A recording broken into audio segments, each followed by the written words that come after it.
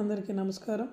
ఈరోజు జిఎఫ్ఎల్ఎన్ 75 డేస్లో భాగంగా డే 20 అనగా 2/1/2026 తారీఖున 3, 4, 5 తరగతి విద్యార్థులకు తెలుగు, ఇంగ్లీష్, గణితములలో బోధించాల్సిన కృత్యాలు, ఉపయోగించాల్సిన టీఎల్ఎం మాదిరి బోధన గురించి తెలుసుకుందాం.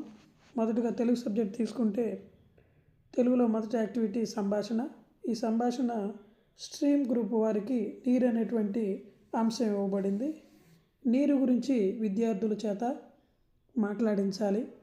అంటే వారిని రోల్ ప్లే ద్వారానో లేదా టీచరే క్వశ్చన్స్ అడగటం ద్వారా విద్యార్థుల్ని నీరు గురించి మాట్లాడించాలి. సో నీరు ఎందుకు అవసరం, రోజు ఉపయోగించే ముఖ్యమైనటువంటి వనరు ఏమిటి, నీరు త్రాగడానికి, వంట చేయడానికి చెప్తారు, ఇంకెక్కడెక్కడ ఉపయోగిస్తాము, మొక్కలకు నీరు ఎందుకు అవసరము, సో నీటిని వృధా చేస్తే ఏమవుతుంది, ఈ విధంగా నీరు గురించి విద్యార్థుల చేత సంభాషణ చేయించాలి. తర్వాత నెక్స్ట్ సంభాషణ అనే యాక్టివిటీ మౌంటైన్ గ్రూప్ వారికి ఎగ్జిబిషన్ అనేటువంటి ఐటెం ఇవ్వడం జరిగింది. సో ఎగ్జిబిషన్ గురించి విద్యార్థులతో మాట్లాడించాలి. ఇది విద్యార్థులు చేసినటువంటి ఏదైనా ప్రాజెక్టు వర్క్ గురించి కావచ్చు, లేదా బయట సందర్శించినటువంటి ఎగ్జిబిషన్ గురించి అయినా కావచ్చు.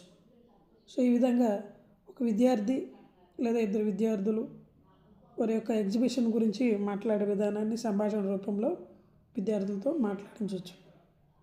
సో ఈ రోల్ ప్లే లాగా కూడా చేయొచ్చు అన్నమాట.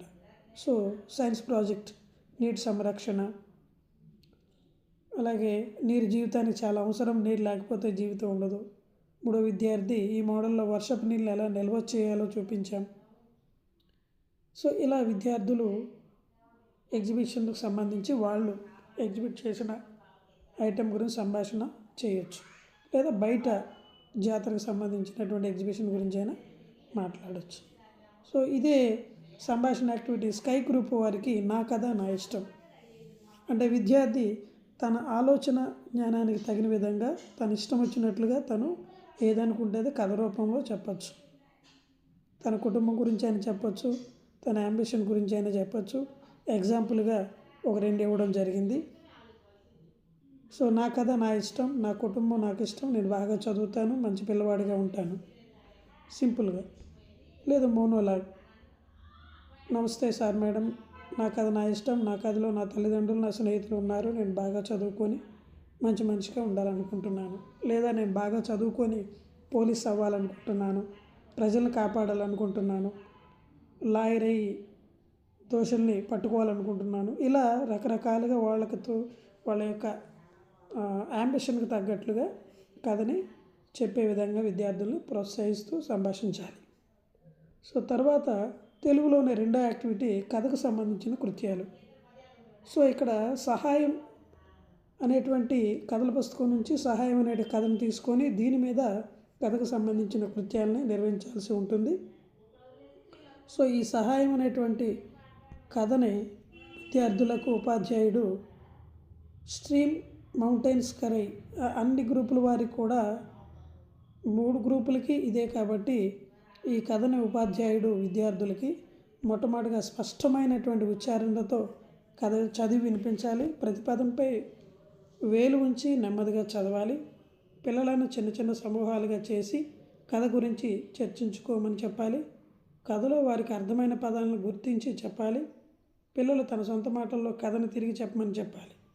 కఠినమైన పదాలు, కొత్త పదాలను గుర్తించి రాసుకోమని చెప్పాలి. ఈ విధంగా కథకు సంబంధించినటువంటి కృత్యాలను 3 గ్రూపుల వారికి నిర్వహించాలి. ఇక 4వ యాక్టివిటీ తెలుగులో చిత్రాల క్యాలెండర్. చిత్రాల క్యాలెండర్ను ఉపయోగించి స్ట్రీమ్ గ్రూప్ వారికి చిత్రాల క్యాలెండర్ను ఉపయోగించి ఆ చిత్రంలో ఉన్నటువంటి వస్తువుల గురించి అడగాలి, చెప్పించాలి, రాయించాలి.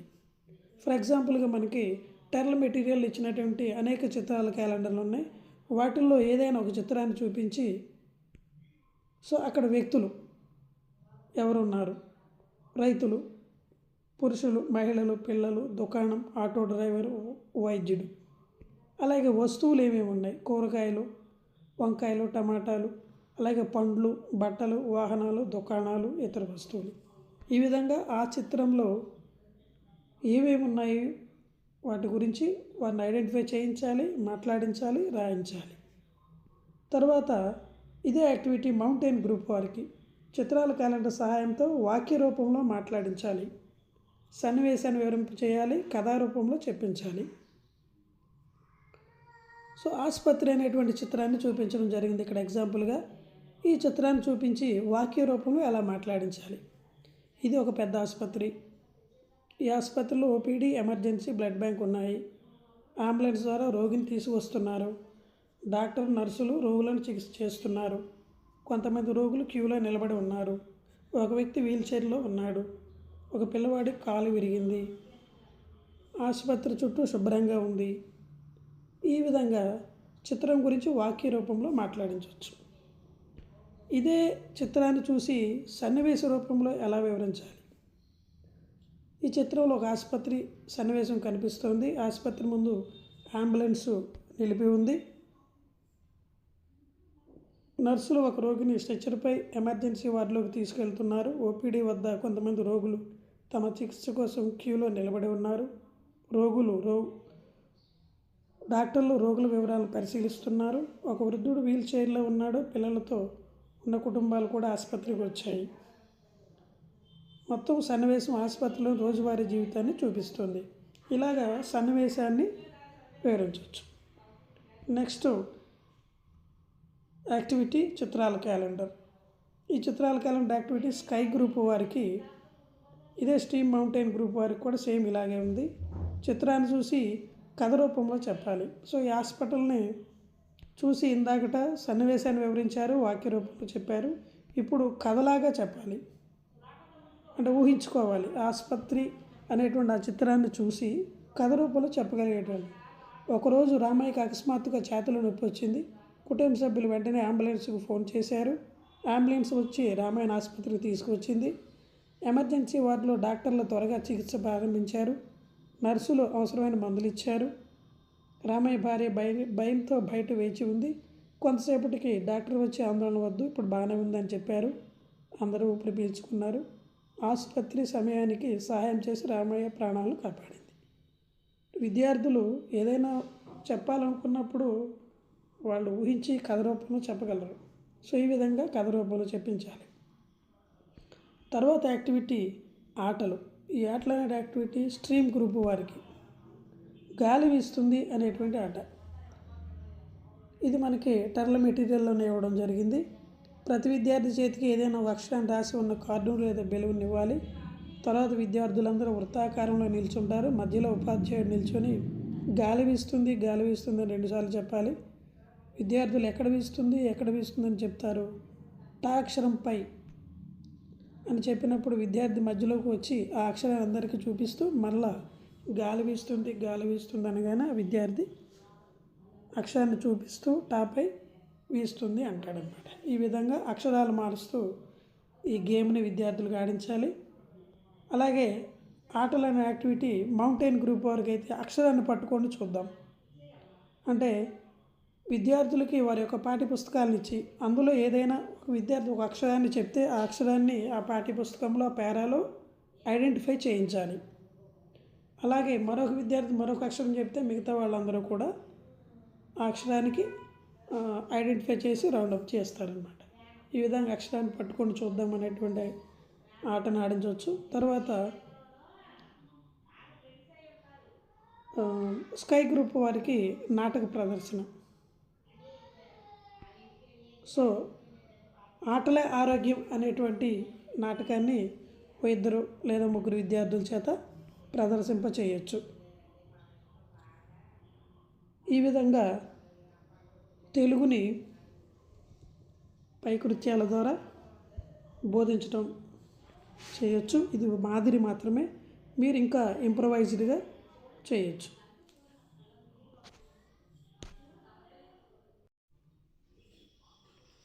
ఇంగ్లీష్ సబ్జెక్ట్ని తీసుకున్నట్లయితే మొదటి activity picture talk, big poster revision. అంటే ఏదైనా పోస్టర్ని చూపించి చేయాల్సిన యాక్టివిటీ ఇది. సో స్ట్రీమ్ గ్రూప్ వారికి పిక్ పోస్టర్ రివిజన్ యాక్టివిటీలో ఐడెంటిఫై ద ఐటమ్స్. ఏదైనా పోస్టర్ని చూపించి ఆ పిక్చర్లో ఏ ఐటమ్స్ ఉన్నాయో వాటిని విద్యార్థుల చేత ఐడెంటిఫై చేయించాలి. ఇదే మౌంటైన్ గ్రూప్ వారికి అయితే డిస్క్రైబ్ అంటే వివరింప చేయాలి. స్ట్రీమ్ గ్రూప్ వారికి చూపించిన పోస్టర్ని చూపించి ఏ ఐటమ్స్ ఉన్నాయో గుర్తించి వాటి తర్వాత వాటి గురించి వివరించమని విద్యార్థులను అడగాలి. స్కై గ్రూప్ వారికి ఇదే పోస్టర్ని ద్వారా ఆ పోస్టర్లో ఏమేమి ఐటమ్స్ ఉన్నాయో వాటి గురించి 4-5 1-2 పదాలతో వాక్యాలు రాయించి మాట్లాడించాలి. Example, I see a boy or girl. అక్కడ బాయ్స్ ఉన్నారు, గర్ల్స్ ఉన్నారు కాబట్టి I see a girl, I see a boy. I see animals, dog, cat, cow. I see fruits, apple, orange. I see vehicles, scooter. I see clothes. ఇలా చిన్న చిన్న వాక్యాలు వారు చెప్పగలిగేటట్లుగా ప్రోత్సహించాలి. తర్వాత activity A to Z vowel identify all. అంటే A నుంచి జెడ్ వరకు ఉన్నటువంటి ఆల్ఫాబెట్లో వోవెల్స్ని గుర్తింపు చేయాలి. అంటే ఏ నుండి జెడ్ వరకు ఆల్ఫాబెట్ చూపించి అందులో వోవెల్స్ ఎక్కడెక్కడ ఉన్నాయో వాటిని రౌండప్ చేయించాలి విద్యార్థుల చేత. ఏ, ఈ, ఐ, ఓ, యు. సో ఈ విధంగా వారికి వోవెల్స్ అనేవి ఎలా ఉంటాయి, ఎక్కడ ఉంటాయి అనేది ఐడెంటిఫికేషన్ అవుతుంది. తర్వాత మౌంటైన్ గ్రూప్ వారికి సే ఆల్ సౌండ్స్. అంటే వోవెల్కి సంబంధించినటువంటి సౌండ్స్, ఈ వోవెల్స్ని ఎలా పలకాలి అనేది విద్యార్థులకు ఉపాధ్యాయుడు పలికి వారి చేత చెప్పించాలి. తర్వాత స్కై గ్రూప్ వారికి ఏ నుంచి జెడ్ వరకు ఉన్నటువంటి ఆల్ లెటర్స్కి సంబంధించి వర్డ్స్లో వోవెల్ వర్డ్స్ ఏమున్నాయో వాటిని రాయమని చెప్పాలి. సో ఏ మీద యాపిల్, యాంట్, యాక్స్, ఆమ్, ఆరో. సో ఈ మీద, ఐ మీద, ఓ మీద, యు మీద, ఇలా A to Z words for vowels. తర్వాత activity bingo mega game. So ఈ bingo mega game stream group వారికి ఐడెంటిఫై లెటర్స్. అంటే ఈ బింగో గేమ్ ద్వారా లెటర్స్ని ఐడెంటిఫై చేయటం అనేది నేర్పాల్సి ఉంటుంది. ఇది ఎలా ప్లే చేయాలంటే బోర్డు మీద మెగా బింగో చార్ట్ గీయాలి. అంటే మనం A to Z లెటర్స్ అన్నిటిని కూడా కొంచెం షఫ్లింగ్ చేసి వాటిని రాయాలి. ఆ తర్వాత బాక్సెస్లో A to Z లెటర్స్ రాయాలి. టీచర్ ఒక సౌండ్ చెప్తారు, ఏదైనా లేదా ఒక వర్డ్ చెప్తారు. చిల్డ్రన్ కరెక్ట్గా ఆ లెటర్ బాక్స్పై టిక్ పెట్టాలి లేదా గీత గీయొచ్చు.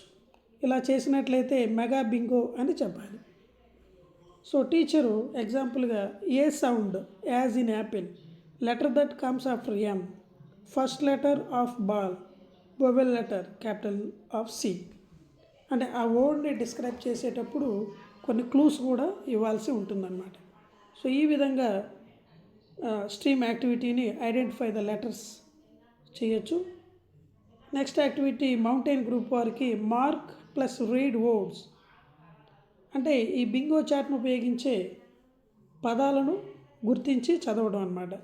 ఇక్కడ కొన్ని పదాలను తీసుకొని వాటి ద్వారా టీచర్ ఒక ఇన్స్ట్రక్షన్స్ ఇస్తూ ఉంటారు. Listen apple, make the word dog and read it. Who marked sun, read it loudly. Teacher ఇచ్చేటువంటి ఇన్స్ట్రక్షన్స్కి అనుగుణంగా టీచర్ చెప్పినటువంటి ఆ వర్డ్ని వాళ్ళు ఐడెంటిఫై చేసి చదవాలి. నెక్స్ట్ ఇదే activity mark plus make sentences. ఈ బింగో చాట్ని ఉపయోగించి సెంటెన్సెస్ని కూడా తయారు చేయాల్సి ఉంటుంది. అక్కడ ఇచ్చినటువంటి టీచర్ ఏదైతే వర్డ్ చెప్తారో ఆ వర్డ్ని కాల్ చేస్తారో ఆ వర్డ్ ప్రకారం విద్యార్థి సెంటెన్స్ చెప్పడం చేయాలి. టీచర్ డాగ్ అంటే the dog run fast. Book అని అంటే I read a book. Red అంటే I have a red pen. ఈ విధంగా సెంటెన్సెస్ని చెప్పగలగాలి. తర్వాత యాక్టివిటీ వర్డ్ రీడింగ్. ఈ వర్డ్ రీడింగ్లో స్ట్రీమ్ గ్రూప్ వారికి సింపుల్ వర్డ్స్, జనరల్గా 1-2 తరగతులు ఉపయోగించేటువంటి వర్డ్స్నే సింపుల్ వర్డ్స్నే వీరికి పరిచయం చేయొచ్చు. సింపుల్ వర్డ్స్ని వారి చేత ఐడెంటిఫై చేయించాలి. మౌంటైన్ గ్రూప్ వారి చేత రాయించాలి. అలాగే స్కై గ్రూప్ వారి చేత కూడా స్ట్రీమ్ మౌంటైన్ గ్రూప్ వారికి చెప్పిన వర్డ్స్ మొత్తాన్ని వాళ్ళ చేత రిపీట్ చేయించి నోట్ చేయించాలి. ఇవన్నీ కూడా వాళ్ళకి ప్రాక్టీస్ అయ్యేలా చెప్పించాలి, పలికించాలి. Next activity sentence reading. Sentence reading stream group వారికి read all the sentences from day 1 to day. అంటే FLN స్టార్ట్ అయిన దగ్గర నుంచి ఇప్పటి వరకు ప్రతి రోజు కూడా ఒక వర్డ్ని, ఒక సెంటెన్స్ని పరిచయం చేయడం జరుగుతుంది. అంటే ఈరోజు అయితే డే 20న మే గో టు వాష్రూమ్ అనేటువంటి సెంటెన్స్ని పరిచయం చేయాలి. అట్లా ప్రతిరోజు ఒక సెంటెన్స్ని పరిచయం చేస్తాం. వాటన్నిటిని కూడా మరొకసారి రిపీట్ చేయాలి. మౌంటైన్ గ్రూప్ వరకు అయితే రీడ్ 4 సెంటెన్సెస్, ఏవైనా అలాంటివే పొలైట్ సెంటెన్సెస్కి సంబంధించి ఏవైనా 4 సెంటెన్సెస్ని విద్యార్థులు చదివించాలి. స్కై గ్రూప్ వారి చేత అయితే సొంతంగా ఫ్రేమ్ చేయించాలి. లాస్ట్గా ఉన్న యాక్టివిటీ రీకాల్ యాక్టివిటీ ఉంది. ఆ రోజు జరిగినటువంటి అన్ని సబ్జెక్టుల యాక్టివిటీస్ని ఒకసారి విద్యార్థులకి రీకాల్ చేయాల్సి ఉంటుంది. Thank you.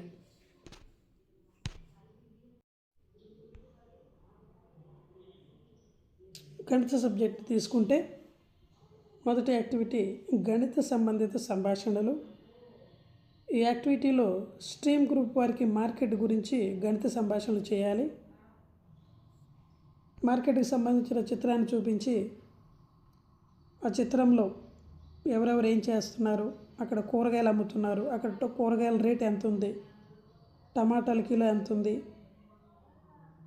2 కిలోలు కావాలి, 2 కిలోల రేట్ ఎంత ఉంటుంది,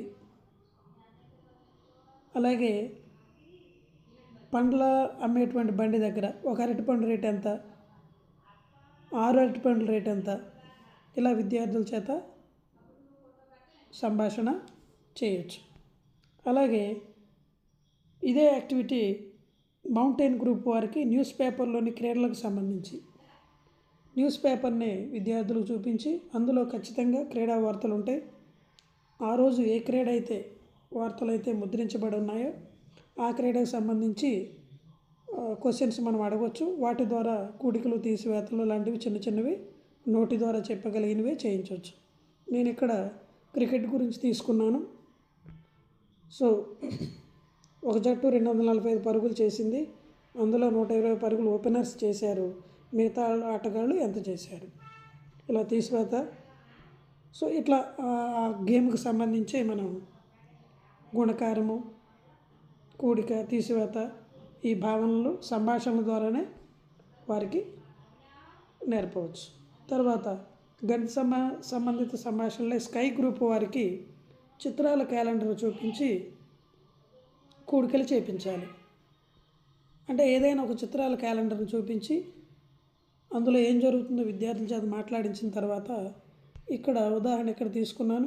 ఈ చిత్రంలో బాలికలు ఎంతమంది ఉన్నారు, బాలురు ఎంతమంది ఉన్నారు, బాలికలు బాలురు కలిపి ఎంతమంది ఉన్నారు, ఇలా వారి చేత కూడికలు చేయించవచ్చు.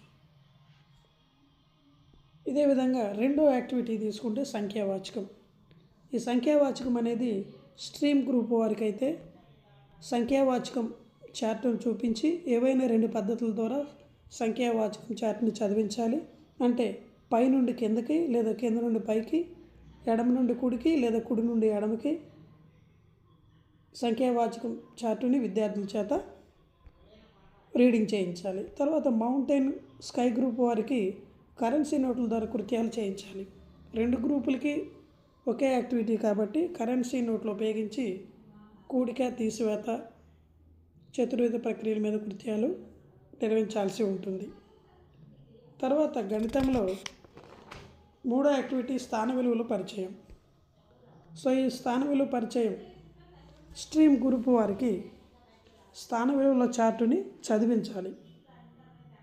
స్థాన విలువల చార్ట్ని ఉంటే అది ఉపయోగించాలి. లేదా బోర్డుపై స్థాన విలువలు రాసి ఆ యొక్క స్థాన విలువలను ప్రతి ఒక్కరి చేత స్ట్రీమ్ గ్రూప్ విద్యార్థుల చేత చదివించాలి. 1, 10, 100, 1000 స్థాన విలువలు. తర్వాత మౌంటైన్ గ్రూప్ వారికి, స్కై గ్రూప్ వారికి స్థాన విలువలు విస్తరణ చార్ట్ రూపం ద్వారా నేర్పాల్సి ఉంటుంది. స్థాన విలువలు. సో స్థాన విలువల చార్ట్ను ఉపయోగించి ఇక్కడ ఏ విధంగా అయితే 110ని 100 + 10 + 1 అలా కరెన్సీని కూడా అక్కడ 100 కరెన్సీ, 10 రూపాయల కరెన్సీ, 1 రూపాయి కరెన్సీ పెట్టి విస్తరణ రూపం అనేది విద్యార్థులకి నేర్పాలి.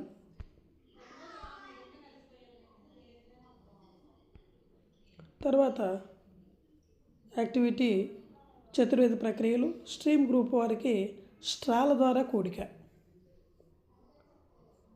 స్ట్రాల ద్వారా కూడిక అంటే కొన్ని స్ట్రాలు తీసుకొని ఆ స్ట్రాలను ఉపయోగించి విద్యార్థులకి కూడిక అనేది నేర్పవచ్చు.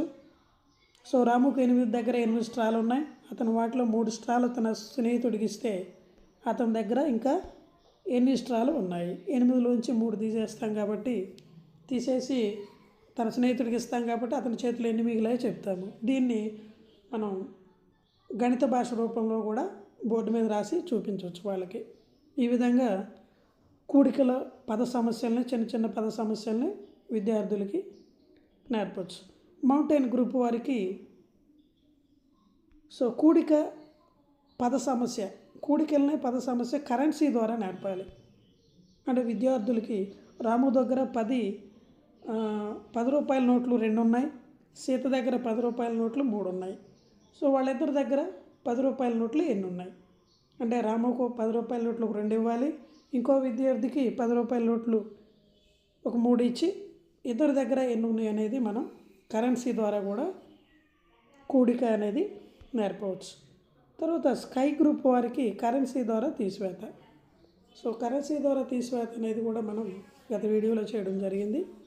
తీసివేత సంఖ్యకు అనుగుణంగా కరెన్సీ నోట్లను విద్యార్థుల చేత తీయించి తర్వాత వాటిలో నుంచి తీసివేత అనేది చేయించాలి.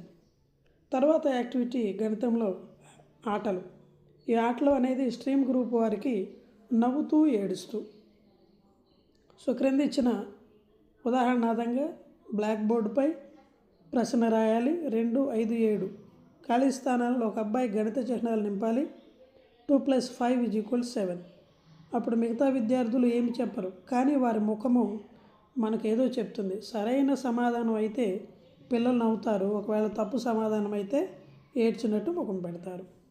మనం వారి ముఖాలు చూసి అర్థం చేసుకోవాలి సరైన సమాధానము లేదా తప్పు సమాధానమా అని. ఈ ఆటలో పిల్లలకు తెలిసిన చిహ్నాలను మాత్రమే ఉపయోగించాలి. సో ఇది టెర్రల్ మెటీరియల్లో ఇవ్వడం జరిగింది ఈ యాక్టివిటీ. తర్వాత మౌంటైన్ గ్రూప్ వారికి పదం విలువ. కొన్ని అక్షరాలను ఎంచుకోవాలి, ప్రతి అక్షరానికి ఒక వెల ఇవ్వాలి, అంటే అక్షరానికి ఒక నంబర్ ఇవ్వాలి. ఈ అక్షరాలతో పదాలను తయారు చేయాలి, పిల్లలకు చెప్పాలి.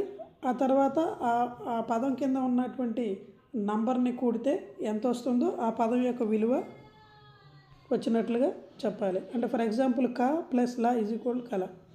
క అనే దానికి 5 వేసాము నంబరు, లాకి 2 నంబర్ వేసాము. సో కలకి 5 + 2 కూడితే 7 వచ్చింది. కల అనే పదం యొక్క విలువ 7. ఈ విధంగా వారికి కూడికలు అనేవి కూడా ఇలా నేర్పవచ్చు. ఇదే ఆటల యాక్టివిటీలో స్కై గ్రూప్ వారికి సెంచరీ సాధించుట. పిల్లలందరినీ వృత్తాకారంలో కూర్చోబెట్టండి, మధ్యలో 100 రాయాలి.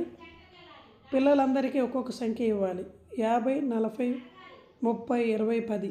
పిల్లలకు ఇచ్చిన సంఖ్యకు మరొక కొత్త సంఖ్యను కలపాల్సి ఉంటుందని చెప్పాలి.